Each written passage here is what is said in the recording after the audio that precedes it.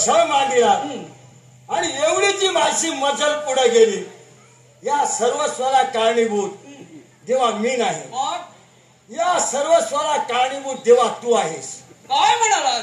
तुझ्यामुळे मी एवढा उन्मत्त झालो. म्हणजे माझ्यामुळे माझा भक्त उन्मत्त झाला. याला कारण काय? काय? ज्या दिवशी मी तुझी भक्ती केली, माझी भक्ती पाहून तू माझ्यावर प्रसन्न झालास.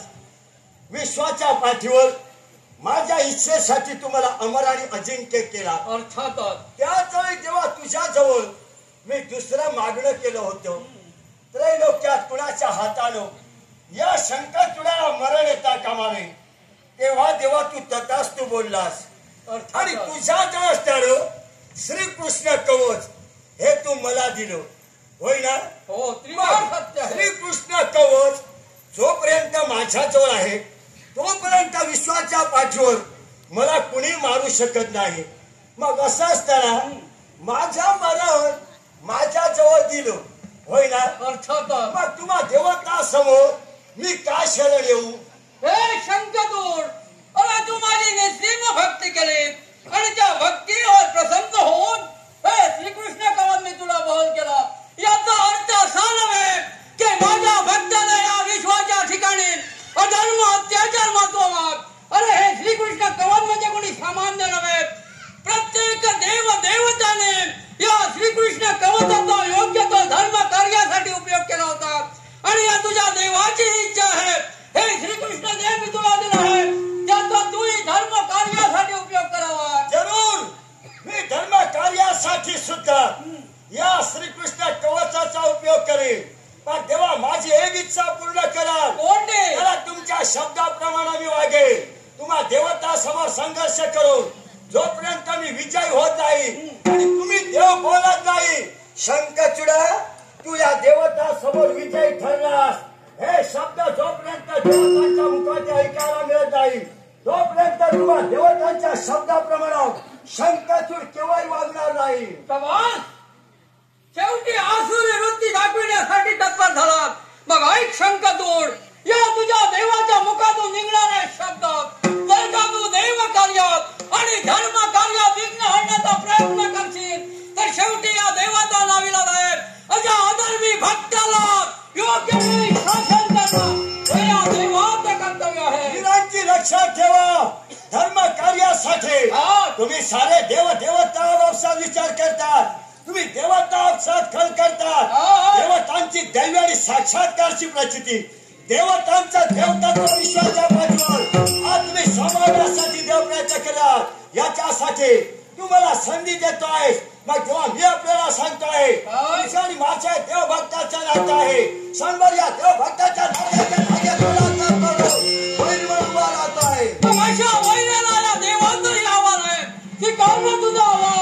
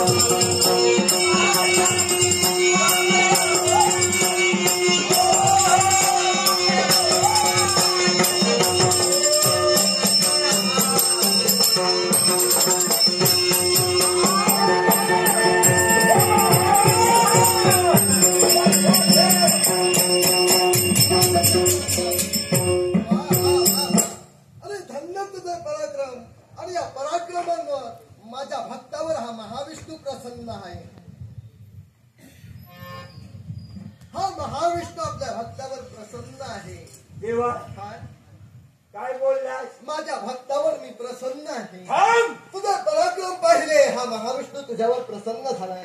कारण तू माझा भक्त आहेस आणि माझ्या भक्तावर मी अतिप्रसन्न आहे. थांब. हा हे वैकुंठच्या नारायणा, काय ते? माझे पराक्रम पाहिले, हं? सहज तुझ्या मुखात एक शब्द बाहेर पडले. हा माझ्या भक्तावर मी प्रसन्न आहे. माझ्या भक्ताचे पराक्रम देवाने पाहिले आणि देव आपल्या भक्तावर प्रसन्न आहे. थांब देवा, याच्या पुढं हा? भक्ता शब्द पुन्हा मुखाते बाहेर काढू नको. अरे वा. मला सांग, हा? मी जन्माला आल्या दिवसापासून, मला कळू लागल्या दिवसापासून हा? आजपर्यंत मी तुझी चुकून सुद्धा केव्हा भक्ती केली नाही. बरोबर म्हणालास. होय ना? होय. मग ज्या अर्थी हा? जीवनात चुकून एकही दिवस मी तुझी भक्ती केली नाही, हा? मग नारायणा, मी तुझा भक्त कसा रे? तू माझी भक्ती केली नाहीस तरी सुद्धा देव तुला सांगतोय तू माझा भक्त आहेस आणि देव तुझ्यावर प्रसन्न आहे. देवा, मी जर तुझा भक्त आहे, हा? तू म्हणतोस म्हणून हा? मी तुझा भक्त नव्हे आणि तू तर देव माझा मुळीच नव्हे. तू माझा भक्त कसा आहे हे मी तुला या क्षणी पटवून देणार आहे. मग मी जर तुझा भक्त आहे हा? हे मला पटत नाही, मग मलाही पटलं पाहिजे हा? आणि तुझा भक्त भक्तिनीला सुद्धा पटलं पाहिजे. हा शंखचूड तुझा भक्त कसा तो सांग. मग ऐक शंकचूडा, जीवनात तू माझा भक्त कसा? ब्रह्मदेवांचा पुत्र म्हणजे मरीची आणि या मरीचींचा पुत्र म्हणजे कश्यप. या कश्यपाला दक्षाने आपल्या 13 कन्या दिल्या. या 13 कन्यांपैकी कश्यपाची एक स्त्री म्हणजे धनु आणि या धनुचा पुत्र म्हणजे दंबा, तुझा जन्मदेता बाप होय. या तुझ्या बापानं म्हणजे दंभानं जीवनात काय केलं? ध्यानी मनी चिंतनी आसनी नयनी भोजनी या महाविष्णूचं एकनिष्ठतेने भजन पूजन केलं. त्याची निस्वार्थ भक्ती पाहून मूर्त स्वरूपानं देव त्याच्या समोर उभा राहिला. त्या क्षणी या देवाच्या मुखातून शब्द निघाले, हे माझा प्रिय भक्ता दंबा, या महाविष्णूचं दर्शन कधी जीवनात निष्फळ ठरणार नाही. याकरिता तुझ्या मनी जी इच्छा असेल असा उचित वर या देवाकरवी मागून घे. मागून मागून तुझ्या बापानं काय मागितलं? देवा, मला जर द्यायचंच असेल तर देव दानव मानव कृमी कीटक या सर्वांवर विजय प्राप्त करेल असा पराक्रमी पुत्र मला दे. त्याची भक्ती पाहिजे. देवाच्या मुखातून शब्द निघाले, तथास्तु तथास्तु तथास्तु. तोच माझ्या वराचा कृपा प्रसाद म्हणजे शंखचूडा तू होय. आता मला सांग, जर तुझा जन्म देता बाबा माझा भक्त असेल, तू कुणाचा भक्त झाला? थांब. तरी सुद्धा माझी शंका वाढत चालली. शंका? तुझ्या प्रत्येक शंकेचं निरसन महाविष्णू. संशय माझा वाढत चालला. अरे वा. हा संशय कल्लो तू निर्माण केला. हा? मला सांग, दंभ हा? हा माझा बाप होय. हे मला मान्य आहे. दंभ हा माझा बाप हा? हे मी मान्य करतो. माझ्या बापानं हा? तुझी भक्ती केली या महाविष्णूची भक्ती केली. आणि तुझी भक्ती केली हा? आणि तुझ्याकडून आपल्याला पुत्र हवा अशी त्याने आपल्याकडे इच्छा प्रकट केली. होय. माझ्या बापाच्या इच्छेसाठी हा? तू माझ्या बापाच्या इच्छेप्रमाणे तू पुत्र दिला. माझ्या भक्ताच्या इच्छेसाठी. होय ना? होय. एक तुला विचारू, होय. हे नारायण, हा? दंभ हा दानव होता का? नाही. दंभ दानव नव्हे. होय ना? होय. मग दंभ हा दानव नव्हता. हा? माझा बाप दंभ हा दानव नव्हता. नाही.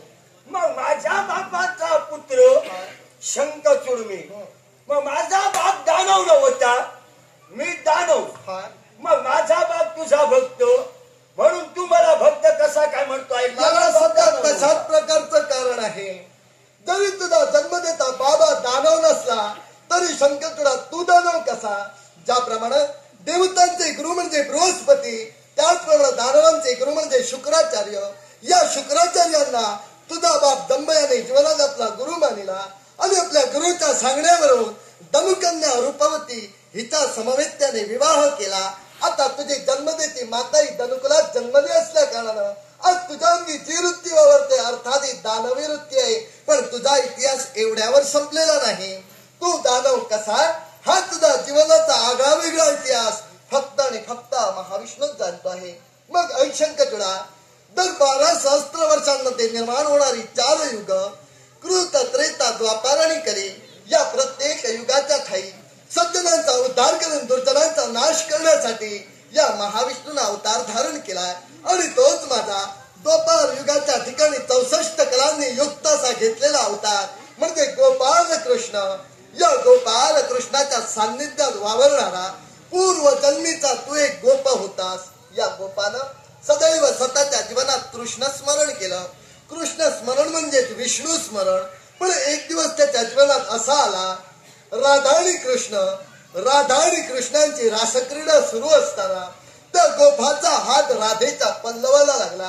राधेच्या पल्लवाला हात लागता क्षणी राधेचा क्रोध अनावर झाला. रागाच्या भरात राधेनं त्या गोपाला शाप दिला, हे गोपा, येणाऱ्या जन्मी तू एक दानव म्हणून वावरशील आणि तोच शापित गोप म्हणजे शंखचूडा तू आहेस. हे नारायणा, राधेच्या शापामुळे या जन्मी तू एक दानव म्हणून वावरतोयस.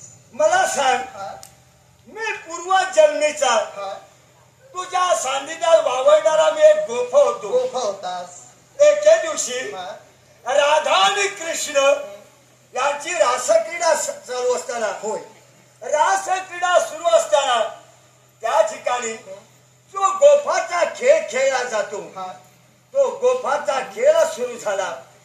आणि गोफाचा खेळ सुरू असताना गोपाच्या खेळाला ऐन रंग चढला होता. खेळ रंगात आलेला असताना राधेच्या पदराला हात मी घातला. राधेच्या पदराला हात घालता क्षणी राधेचा राग अनावर झाला. राधेला माझा राग आल्यामुळं राधेनं मला शाप दिला, हे शंखचूडा, याच्या पुढे एक दानव म्हणून तो फिरशील. देवा, त्याप्रमाणे मी एक दानव झालो. माझा भाव दानव नाही, मी राधेच्या शापामुळे दानव झालो. राधेच्या शापामुळे तू एक दानव झालास. बोललास, तुझ्या भक्ताला पटवून दिलं, मला पटवून दिलं, हे त्रिवार सत्य आहे. पण याच्यावरून मला असं वाटलं. काय वाटलं तुला? मला असं वाटलं, मी एवढे दिवस मी म्हणत होतो तुझ्यापेक्षा मी हुशार जास्त, पण माझ्यापेक्षा तू हुशार. तेव्हा कारण तू नातं पटविलं म्हणजे तू हुशार. शंखचूडा, पूर्वजन्मी तू माझा भक्त होतास आणि या जन्मी तुझ्या बापाकरवी तूही माझा भक्त आहे. आणि माझा भक्त या विश्वात समाधानाने राहावा ही त्या देवाची इच्छा आहे. मग जेव्हा तुझी जर इच्छा आहे तर तुझ्या इच्छेप्रमाणे मी समाधानी व्हावा, तर मग देवा माझी एकच इच्छा पूर्ण करा. तुम्हा देवतांवर संघर्ष करून मी एक दिवस तरी विजयी होणार, तेव्हा देवा माझं मन शांत. देवतांवर विजय प्राप्त करण्यापेक्षा ज्यावेळी विश्वकार्य घडे अशा विश्वकार्यात तू देवतांना सहकार्य कर आणि त्या सहकार्याचा योग्य करून आम्ही देवता तुझं महत्व या विश्वात वाढवू. हा महाविष्णूचा तुला शब्द आहे. तुम्हा देवतांच्या धर्म कार्यात तुम्हा देवतांना मी सहाय्य करून म्हणजे तुम्हा देवता बरोबर या शंखचूडाचं महत्व राहणार. तुझं महत्व महाविष्णू ठेवे. हे नारायणा, तुम्हा देवतांना सहाय्य करून मी मोठा होणार, माझी मोठेपणा वाढणार. मी म्हणतो आहे माझ्या शक्ती, शौर्य, सामर्थ्य आहे, होय ना?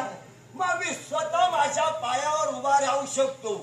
तुमच्या जीवावर मोठा होण्यापेक्षा तुमची देवतांची गरज मला मुळीच नाही. शंखचूडा, जीवनात काम, क्रोध, लोभ, मद, मोह आणि मत्सर हे मानवी मनाला जणणारे षडज विकार आहेत आणि हेच षडज विकार आज तुझ्या मनाला जळले. याकरिता तुझा उपद्रव माझ्या भक्तांना, देवतांना होणे, यासाठी देवतांना सहाय्य होणं तुझ्या समोर महाविष्णू आहे. आणि तो जर महाविष्णू माझ्या समोर वास आहे, मी देवा आपल्याला सांगतोय, तुम्ही सारे देव मला मारू शकत नाही. कारण ब्रह्मदेवानं आपल्या जवळ असणारं श्रीकृष्ण कवच मला दिलं आहे. माझं मरण माझ्या हातात दिलं. तुम्ही देव माझं काय करू शकता? जीवनात विसरू नकोस, देव ही कसोटीचे कडे आहे. भक्ताची जीवनात कसोटी घेतात. भक्त उतराई ठरला असेल तर उचित असं फळही देतात. पण देव जसं देतात तसं भक्ताकडून घेतात सुद्धा. जे कृष्ण कवच ब्रह्मदेवांच्या वरानं तुला प्राप्त झाले, अर्थात हे कृष्ण कवच म्हणजे महाविष्णूची शक्ती आहे. तेव्हा सर्व देवतांवर आज जरी तू विजय प्राप्त केला असेल तर या कृष्ण कवचाचा परिणाम या महाविष्णूवर कधी होणार नाही, विसरू नको. पण त्याच्याही मला लक्षात ठेव, या श्रीकृष्ण कवचाचा परिणाम तुम्हा देवतावर जरी झाला नसेल तरी देवा किती जरी तुम्ही बोललात तरी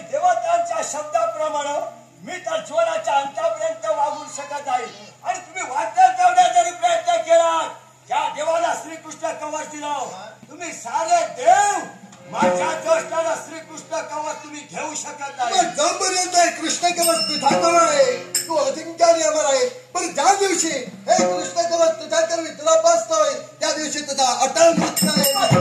एवढा देवतांचा तत्व आहे, तुम्हा देवतांचा महत्व आहे. मग देवतांना माझा आव्हान आहे.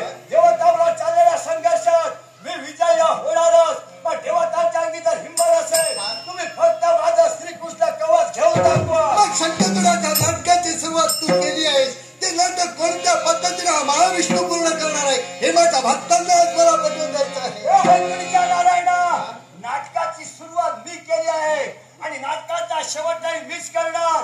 पण तेव्हा तुझं नाटक मी चालायला देणार नाही. श्रीकृष्ण कवच मला मिळणार आणि नाही. हे जर तुझ्या प्रतिज्ञेचे शब्द असतील धरीला विनय करता येईल. धरीला विनय करता येईल. धरीला विनय करता येईल. सत्य ब्रह्मचारी राहायला.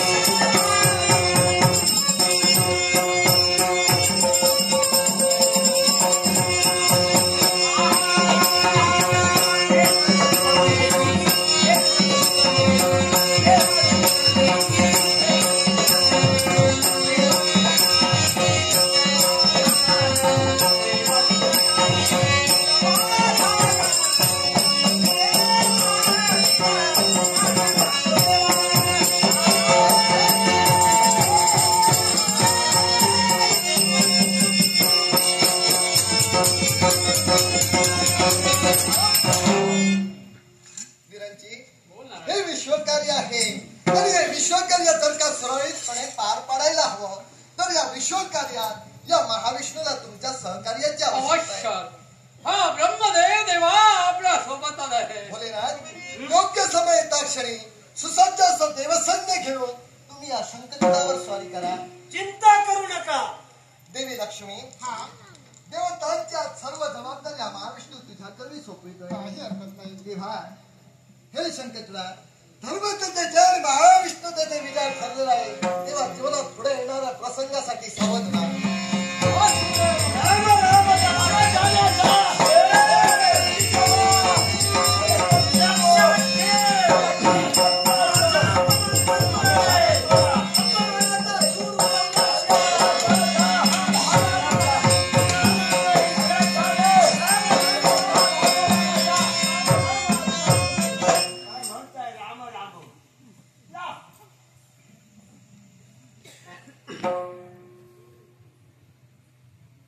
हे देवी, हे लक्ष्मी माते, आई या शांती ब्रह्मात तुझा पती परमेश्वर